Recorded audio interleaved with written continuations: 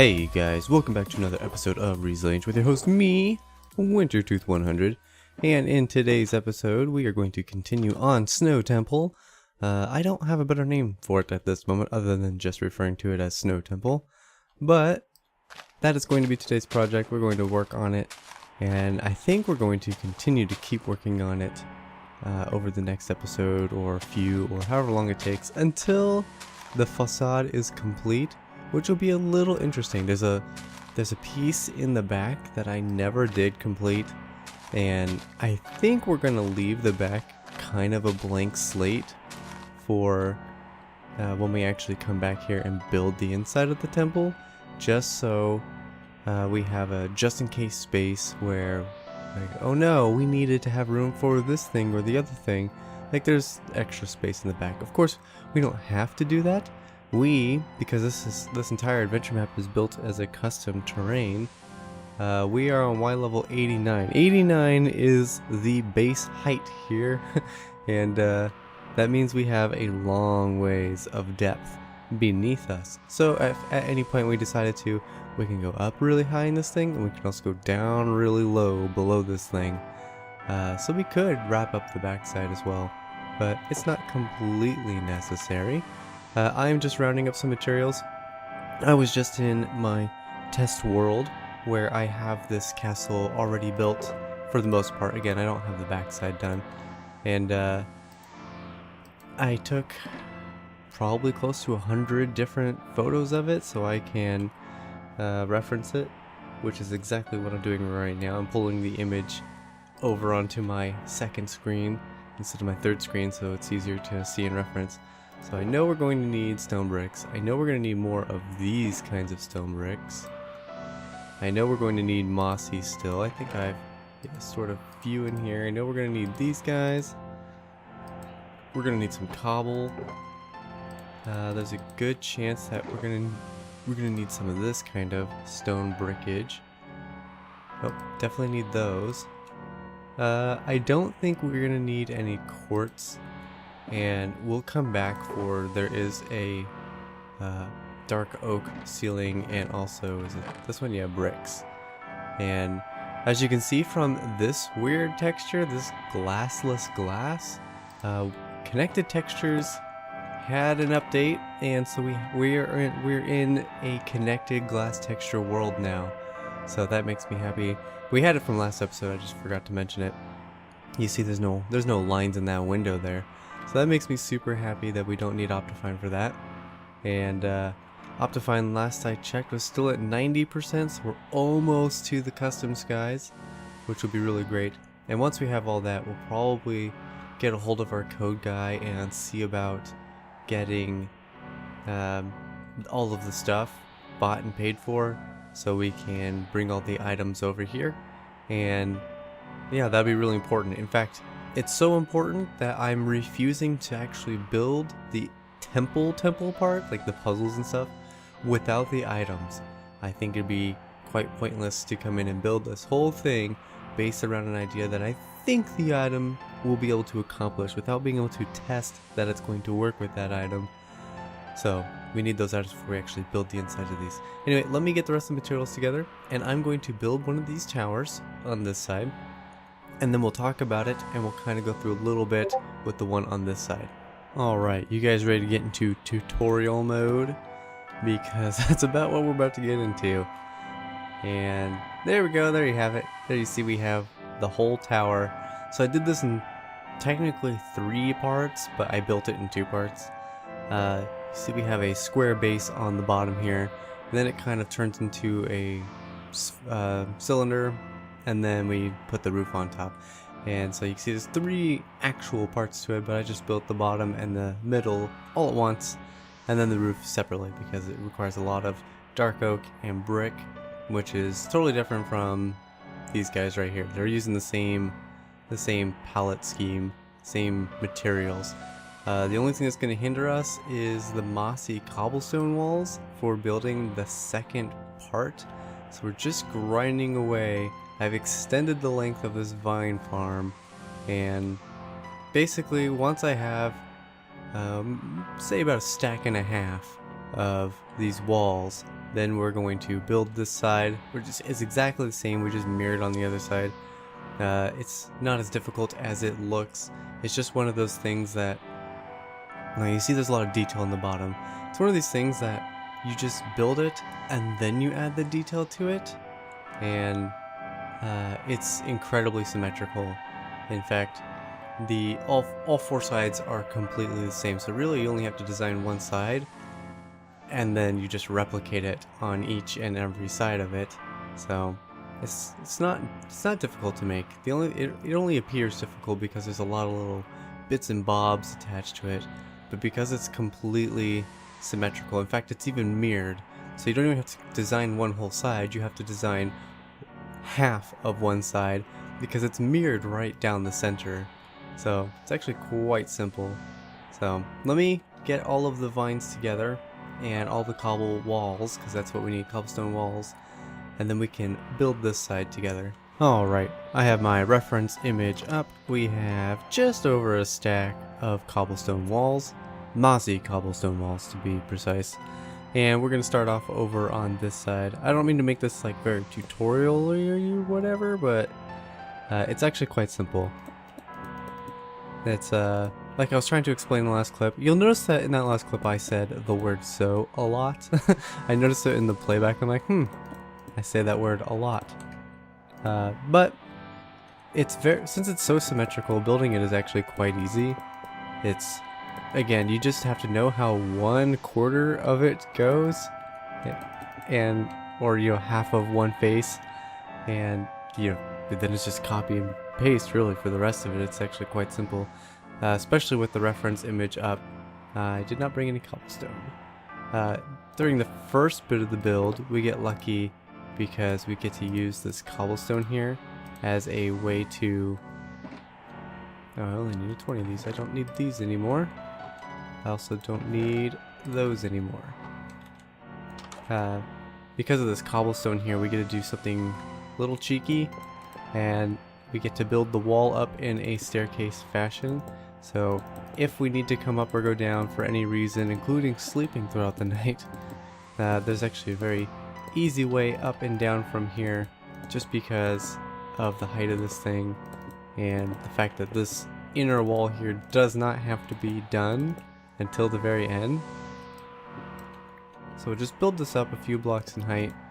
I wouldn't worry too much about how tall it actually goes, because we can always remove bits of it. And I'd say that's probably good. At some point you'll want to actually start wrapping it in like that. That way there's actually like parts of this front face. But I mean, I'm trying to explain this in a way that I feel would be easy enough for anyone to grasp and understand. So it doesn't feel so daunting if you're building it yourself. But I'm finding it difficult to actually explain how this goes. But because I know that all the sides are mirrored, I can actually do this half of this side and this half of this side while I work on this one pillar. And I know for a fact that it goes 2 blocks, then upside down stair, 2 blocks, upside down stair.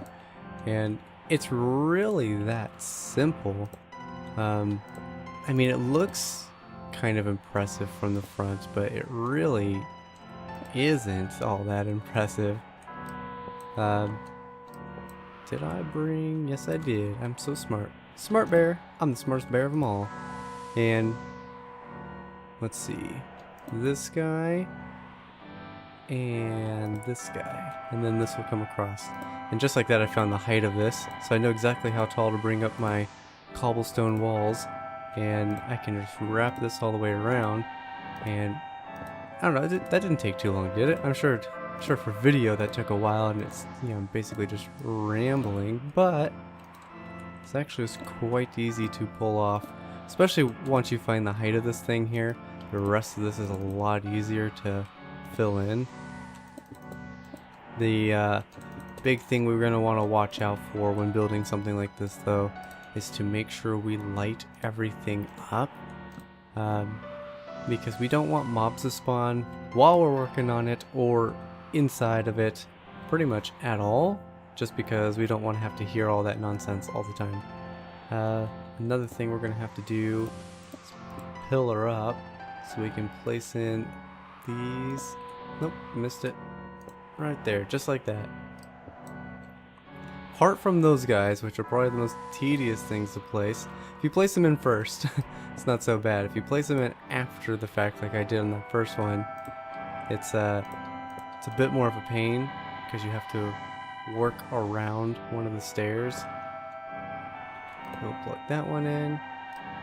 And just to speed this up, we'll skip the other two sides just to show how quick this can be. This whole pillar's now coming in now. See how fast that pillar went in compared to that one? And we'll use our stairs, and we know it goes every other one. Just like that. And we're going to pillar up because that guy right there requires a slab and a stair just like that. And you need the full block to place in the other one. Boom, this whole side's done now. See, that was pretty quick and easy. And now we'll do this side, which is completely bare, except for the stairs that we placed on the top there. So this whole pillar's in, stair, stair, stair. We'll do the same thing over here, stair, stair, stair. Now we gotta do the two stairs at the top and the slabs. Stair, stair. Then we'll break these out. And we'll put the slabs in. And again, try not to make this too much of a tutorial-esque feel. Just want to demonstrate that this castle is actually quite easy to build. It's just, you just gotta be patient with it. They're simple shapes and simple structures. It's all about patience. And that is everything that there is to it. It's just, you know, taking the time to make sure that you place all the blocks in right, but it's quite easy. It's a very simple design. So let me get the rest of this put on, and we'll meet up after that. I don't want to dawdle too long on this, but I thought it might be interesting for some people, or maybe educational for some, to see the transition between a square base and a cylindrical top. I know for me it took a little bit of figuring out to be able to do, but this design is actually pretty simple. So we're just wrapping up the rest of the top of the square bits. These blocks in here are the beginning of the transition into it. So we have like the crenellations on the outside of the square bit that you'd find on a normal castle. If I pull up my image real quick, I'll be able to actually see what I'm doing. But yeah, here we go. So we got the crenellations, and I just put in the first layer of green. That pretty much marks where we're going to start the transition. And for me, it's about whittling it down in a way that makes it feel like it's naturally turning into a spheroid or a cylindricalness. So right here, we're already taking these hard corners and we're starting to round them out, and that's probably the biggest thing that you could do to help with creating this natural transition into the cylinder, turning these hard corners, these hard edges, into something more smooth. And now that we are at this point, we're maintaining the same also palette and feel of it by putting the walls in. But basically at this point you can see we've already got the makings of our sphere. And if I go ahead and follow the rest of this design, basing it off my image, I know that I'm going to put these in, and we're just going to raise it in height a little bit. You don't want to go immediately straight into a cylinder. I mean, that can work for some designs, but for this particular castle, it really looks really bad. Doing the subtle transition into it, I think, is what really made this pop out a little bit more than if I would have done it the other way. And now we're going to begin a further transition into the spheroid. Oops, not this one. So you see we got a half slab there that helps kind of, you know, smooth out this hard edge. Now we're going to go into stairs here. And on the edges of each of the other ones, this will further bring it into a more spheroid shape. And basically, once we've reached this point, we are ready to begin the whole putting the cylinder on top of it. It's pretty much ready to be slapped on top of this. You can see this is not a perfect square, and that is what's important, is that we're not slapping this cylinder on top of our square base. We're putting it on top of something that's in between what that is. We need to put in some little beginner blocks there so we have a place to face these logs, because they are sensitive to the direction that we place it in. And I'm gonna go sleep off the night real quick. Alright, and with the night gone, we are about to place in the final blocks that define the actual cylinder. They're being all marked out in these mossy bricks, and we'll take these normal blocks right here, put them behind this, and we'll grab these walls. They go in right here, and with this we are officially into the cylinder. You see, you can kind of make out the shape. We have a 3 wide, 1 block separation, 3 wide, 1 block, 3 wide, 1 block, 3 wide, 1 block. Haha, I did it. That was tedious and I did it. But now we officially have the cylinder, and all we do is we bring it up to the appropriate height and then slap the roof on it. So again, just to reiterate, you don't just stick the cylinder on top of the square. If you round out the edges in a little dividing piece, and that'll help make the cylinder look far more natural and a lot more appropriate for its position and all that jazz. So I'm going to finish this up now, like I said I was going to, and we'll take a look at it at the end. Alright, if it wasn't obvious, this castle basically just has bits and bobs attached onto it, and that's what makes up the majority of this castle, is just a bunch of pieces just being slotted in. So, without going too crazy, let me go ahead and slot in 1 or 2 more sections to this to really bring it to life. Alright, shall we round out this episode then? The sections are a lot bigger than I remembered. I knew they were big, but for some reason I thought I was going to be able to get through more than I actually did get through. Let's see if I, get airborne. And you can see it in the back there. We have a whole section up. It took quite a lot of resources actually, and it is quite tall, isn't it? But let's see if I can't, gracefully land up here. Not that I can do much from up here. I added in parts of this roof's sections, the sides, and parts of the top. The top actually is flat, and there's another tower that gets built on top of it, so we don't bring this roof back down. But let's see if I can't. Let's see if I can. Yeah, there we go. Pop off the edge. So we can actually get to the inside. This is based on the Beauty and Beast castle, an image that I saw a long time ago anyway. And oops, I meant to fly. I meant to fly. There we go. Airborne again. It's actually quite tall. It's got a lot of detail in it. I don't want to sleep because I really like the atmosphere with the snow, and it'll go away if I do that. So let me get a screenshot of it while it's still snowing. Alright, I got my screenshot. I slept the night off. I even got a straight head, so that's pretty neat. That's my first one. But let's get a slightly closer look. This episode's definitely coming close to an end. I haven't done the little detail-y work.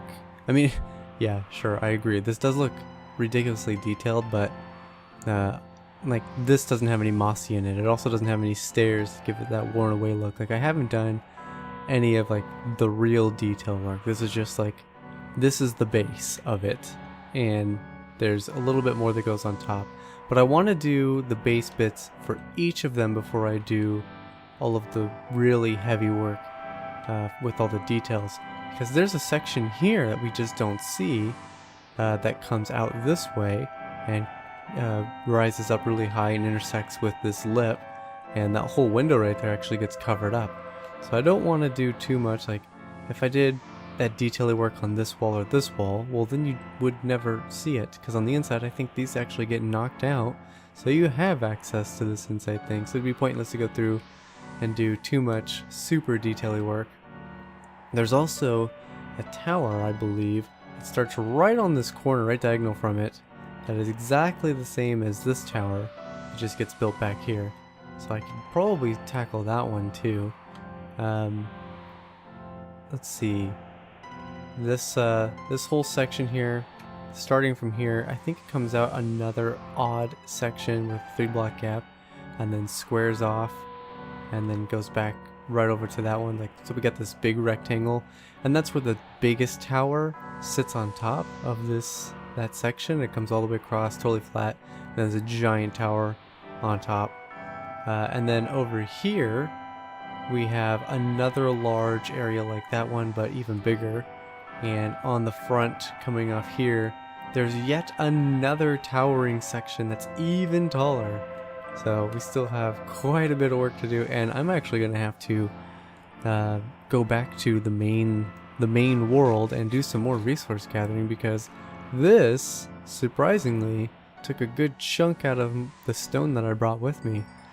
I might not have to do too much resource gathering because I do still have a ton of smooth stone, and so I could probably just pop in and grab it and bring it over and we'll be fine. But I am going to need to find some more clay, because we are already running short on brick. So that's going to be it for today's episode, guys. I hope you enjoyed it. Leave a like if you liked, subscribe if you haven't, share with your friends, hit the notification bell, and I'll say that one again, and I will see you guys in the next one.